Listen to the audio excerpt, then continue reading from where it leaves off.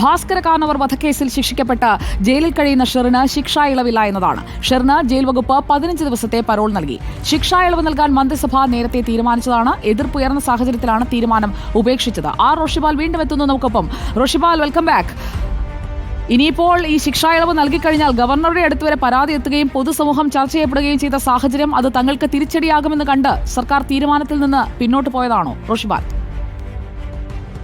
സുജയപാർവതി, കാർണവർ വധക്കേസിലെ പ്രതി ഷെറിന് നേരത്തെ ശിക്ഷാ ഇളവ് നൽകാനുള്ള തീരുമാനം മന്ത്രിസഭയാണ് എടുത്തത്. ആ തീരുമാനം ഒടുവിൽ കടുത്ത എതിർപ്പിന്റെ പശ്ചാത്തലത്തിലാണ് ഉപേക്ഷിക്കുന്നതും.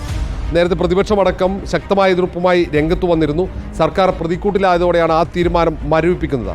മാത്രവുമല്ല, മരവിപ്പിച്ചതിൻ്റെ തുടർച്ചയായി ഷെറിന് 15 ദിവസത്തെ പരോളാണ് അനുവദിച്ചിരിക്കുന്നത്. ഏപ്രിൽ 5 മുതൽ പരോളിൽ ഷെറിൻ ഇറങ്ങി. കഴിഞ്ഞ ദിവസം ജയിലിനകത്ത് സഹതടവുകാരിയെ ആക്രമിച്ചിരുന്നു ഷെറിൻ. അങ്ങനെ ഒരു ആക്രമണമടക്കം നടത്തിയ ഒരു പശ്ചാത്തലത്തിൽ കൂടിയാണ് ശിക്ഷാ ഇളവും മരവിപ്പിച്ചത്. പക്ഷേ ചട്ടവിരുദ്ധമായി തുടർച്ചയായി ഷെറിന് അതിൽ നിരന്തരം പരോൾ നൽകുന്നു എന്ന ആക്ഷേപമുണ്ടായിരുന്നു. ഏതാണ്ട് 1.5 വർഷമാണ് ഈ കാലയളവിനിടയിൽ ഷെറിന് പരോൾ ലഭിച്ചത്.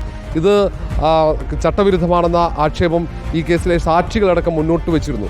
അങ്ങനെ ഒരു പ്രതിക്കാണ് ശിക്ഷാ ഇളവ് നൽകാനുള്ള നീക്കം സർക്കാരിൻ്റെ ഭാഗത്ത് നിന്ന് ഉണ്ടായത്.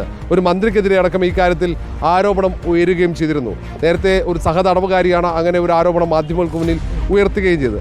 ഏതായാലും ആരോപണങ്ങൾ അത് സർക്കാരിനെ പ്രതിസന്ധിയിലാക്കുമെന്ന് തിരിച്ചറിഞ്ഞുകൊണ്ട് തീരുമാനം തിരുത്തിയിരിക്കുകയാണ്. പക്ഷേ 15 ദിവസത്തെ പരോൾ കൊടുക്കുന്നുമുണ്ട്. നമുക്ക് ഇനിയും വാർത്തകൾ വരാനുണ്ട്. വീട്ടിലെ പ്രസവത്തിൽ എന്താണ് ഇപ്പോൾ അന്വേഷണ സംഘത്തിന്റെ കണ്ടെത്തൽ?